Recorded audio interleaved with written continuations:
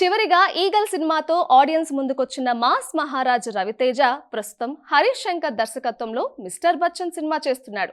People Media Factory పతాకంపై TG Vishwaprasad ఈ చిత్రాన్ని నిర్మిస్తున్నారు. భాగ్యశ్రీ బోర్సే హీరోయిన్ గా నటిస్తోంది. Bollywood hit movie Raid remake గా మిస్టర్ బచ్చన్ తెరకెక్కుతోంది.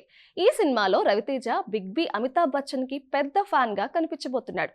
ఇప్పటికే ఈ సినిమా షూటింగ్ చివరి దశకు చేరుకోగా పోస్ట్ ప్రొడక్షన్ పనులు శరవేగంగా జరుగుతున్నాయి.